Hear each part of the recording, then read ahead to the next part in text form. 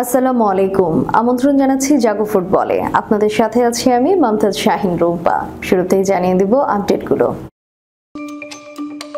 Thiago midfielder, Mateo forward আর চিরবিস্ফোরক, তিন ছেলের মধ্যে ফুটবলকে সেরা জানিয়ে দিলেন মেসি। চ্যাম্পিয়ন্স লিগের সেমিতে উঠে ট্রেবল জয়ের স্বপ্নে বিভোর লাউতারো মার্টিনেজের ইন্টার মিলান। পূরণ হলো না স্বপ্ন, আহত রিয়ালে দুঃখী এমবাপ্পে। মিডফিল্ডার হারাচ্ছে বার্সা, পেতে আগ্রহী বার্ন সিটি। শুনছিলেন শিরোনাম, এবারে থাকছে বিস্তারিত সংবাদ। থিয়াগো মিডফিল্ডার, মাতেও ফরওয়ার্ড আর চিরবিস্ফোরক, তিন ছেলের মধ্যে ফুটবলে কে সেরা জানিয়ে দিলেন মেসি। আর্জেন্টিনা তো বটেই, ফুটবল ইতিহাসের সর্বকালের সেরা লিওনেল মেসি। আর তিন সন্তান যে ফুটবলারই হবে তার কোনো নিশ্চয়তা নেই, তবে তিনজনেরই ফুটবলের প্রতি আগ্রহ আছে। এই বয়সেও তারা ভিন্ন ভিন্ন পজিশনে খেলাও শিখে গেছে। ছেলেদের এই ফুটবল প্রতিভা নিয়ে সম্প্রতি সিম্পলি ফুটবল অনুষ্ঠানকে দেওয়া সাক্ষাৎকারে কথা বলেছেন। আর্জেন্টাইন কিংবদন্তিকে প্রশ্ন করা হয় তিন ছেলের মধ্যে কে ভালো ফুটবল খেলে। জবাবে তিনি বলেন, তারা সারাদিন বল নিয়ে থাকে, তাদের সঙ্গে আমি উপভোগ করি, প্রতিদিন অনুশীলন করে, লড়াই করে এবং ম্যাচ খেলে। তাদের সঙ্গে থাকার সুযোগ পাওয়াটা অসাধারণ ব্যাপার, এটা খুবই স্বাভাবিক ব্যাপার। আমি যদি এখন একজনের নাম বলি, পরে তা বলবে তুমি কেন তার নাম বললে, তাই নামটা আমি নিজের কাছেই রাখি। তবে তিনজনই বেশ আলাদা। তিন ছেলের মাঝে কার কেমন ফুটবল প্রতিভা আছে সে বিষয়ে মেসি বলেন, থিয়াগো চিন্তাশীল, সংগঠক এবং একজন মিডফিল্ডার। মাতেও ফরওয়ার্ড, সে গোল করতে এবং গোলের কাছাকাছি থাকতে পছন্দ করে এবং সে একজন বুদ্ধিমান খেলোয়াড়। ছোট ছেলে চির আরো বিস্ফোরক, সে চ্যালেঞ্জ জানাতে পছন্দ করে এবং একজন ওয়ান অন খেলোয়াড়, সে নিজের খেলা তৈরিতে বেশি আগ্রহী। নিজেদের বাবা যেখানে বিশ্বের সেরা, সেখানে মেসির ছেলেদের অন্য কোনো আইডল খোঁজার প্রয়োজন নেই। তবে মেসি জানালেন তার ছেলেরা সবাই খবরই রাখে, তারা সব দেখে, সবাইকে জানে। তারা এমবাপ্পে, ভিনিসিয়াস, হাইল্যান্ড, লেভানডস্কি, লামিনের বিষয়ে কথা বলেন। আশপাশের সবাইকে তারা অনুসরণ করেন, তাদের মতো হতে চায় এমন না, তবে তারা সব জানে। চ্যাম্পিয়ন্স লিগের সেমিতে উঠে ট্রেবল জয়ের স্বপ্নে বিভোর লাউতারো মার্টিনেজের ইন্টার মিলান। উয়েফা চ্যাম্পিয়ন্স লিগের কোয়ার্টার ফাইনালের জার্মান ক্লাব বায়ার্ন মিউনিখের সাথে দ্বিতীয় লেগে 2-2 গোলে ড্র করে 2 লেগ মিলিয়ে 4-3 ব্যবধানে এগিয়ে সেমিফাইনাল নিশ্চিত করেছে ইন্টার মিলান। এর মাধ্যমে এবারের মৌসুমে ট্রেবল জয়ের স্বপ্ন টিকিয়ে রাখলো ইটালিয়ান জায়ান্টরা। শেষ চারে ইটালিয়ান চ্যাম্পিয়নদের প্রতিপক্ষ স্প্যানিশ জায়ান্ট বার্সেলোনা। মিলানের সান সিরোতে প্রচন্ড বৃষ্টি ও ঝড়ো হাওয়ার মধ্যে দুই দল মুখোমুখি হয়, যে কারণে কোনো দলই স্বাভাবিক খেলা খেলতে পারেনি। 2010 সালে হোসে মারিনহোর অধীনে ইন্টার সিরিয়ে চ্যাম্পিয়ন্স লিগ ও ইটালিয়ান কাপ জয় করেছিল। এবারও সেই আশায় এগিয়ে যাচ্ছে বর্তমান চ্যাম্পিয়নরা। নাপোলি থেকে 3 পয়েন্ট এগিয়ে সিরিয়ে লিগে শীর্ষে রয়েছে ইন্টার। একই সাথে ঘরোয়া কাপেরও সেমিফাইনালে উঠেছে। 2 বছর আগে ম্যানচেস্টার সিটির কাছে হেরে চ্যাম্পিয়ন্স লিগের শিরোপা জেতা হয়নি। এবার আর ইউরোপিয়ান এলিট ক্লাব প্রতিযোগিতায় সেই ভুল করতে চায় না ইন্টার। ইন্টারের বিপক্ষে চ্যাম্পিয়ন্স লিগে আগের 3টি অ্যাওয়ে ম্যাচেই জয়ী হয়েছিল বায়ার্ন, কিন্তু এবার ইনজুরির কাছে হার মানতে হলো বুন্দেসলিগার চ্যাম্পিয়নদের। 15 বছর আগে সেমিফাইনালে বার্সেলোনাকে পরাজিত করার রেকর্ড রয়েছে ইন্টার।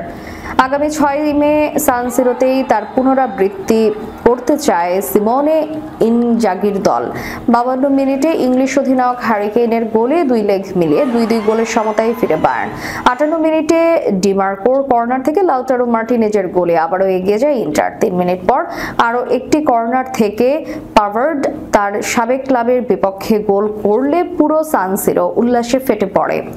76 মিনিটে এরিক ডায়ার গোল করলেও তা বায়ার্নের হার এড়াতে পারেনি। টিম বাসের সামনে পেছনে প্যারেড, ঘোড়ার কুচকাওয়াজ, রাস্তার দুধারে সমর্থকদের হাতে রাখা রং মশাল থেকে মায়াবী ধোঁয়া, যেন রাজার আগমন ঘটছে সান্তিয়াগো বার্নাব্যুর দুর্গে। ম্যাচের আগে এমবাপ্পেদের প্রবেশ পথের এই দৃশ্য ফেসবুক রিলে ভাইরাল হয়েছিল। সেই সঙ্গে বেলিংহামের প্রত্যাবর্তনের হুঙ্কার কিংবা সমর্থকদের আর্সেনালকে দেখিয়ে দেওয়ার বিভিন্ন পোস্ট সোশ্যাল মিডিয়ায় যতটা গর্জে ছিল, রিয়াল মাদ্রিদ বাস্তবের ম্যাচে বর্ষেনি ততটা।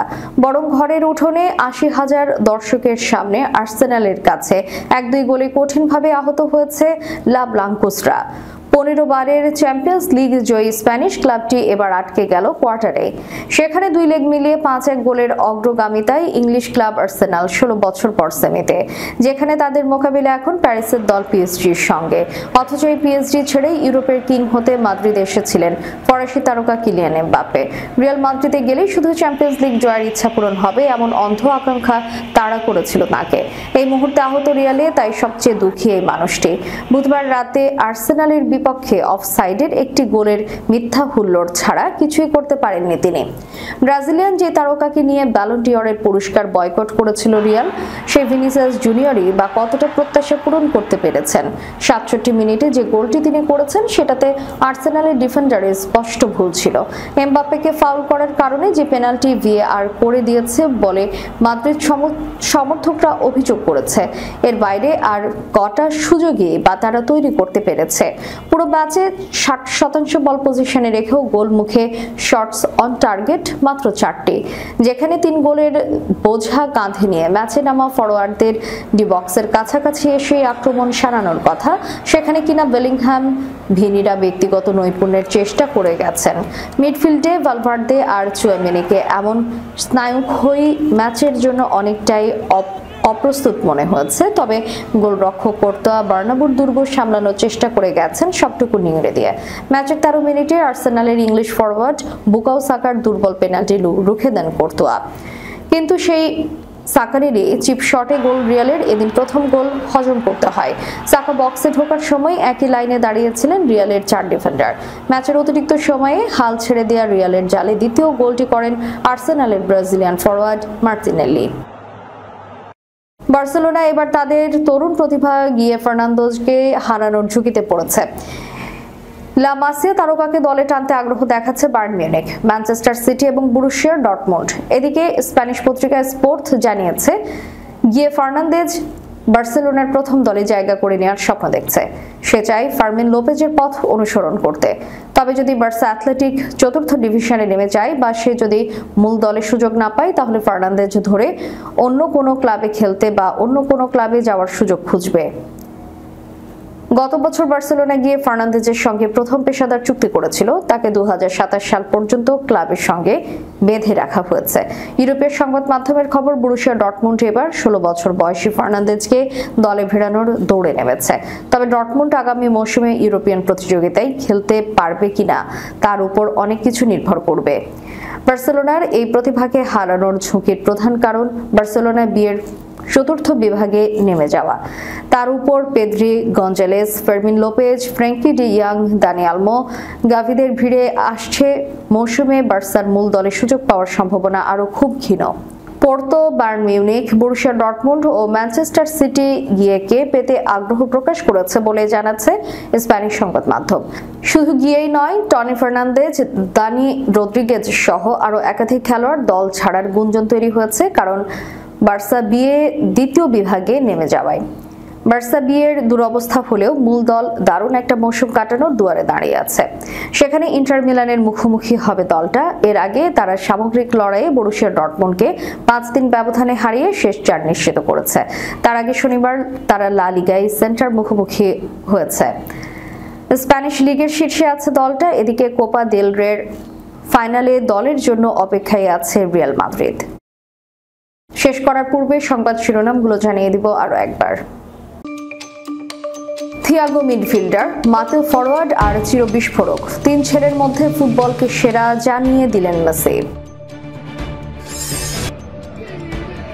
চ্যাম্পিয়ন্স লিগের সেমিতে উঠে ট্রেবল জয়ের স্বপ্নে বিভোর লাউতারো মার্টিনেজের ইন্টার মিলান। পূরণ হলো না স্বপ্ন, আহত রিয়ালে দুঃখী এমবাপ্পে।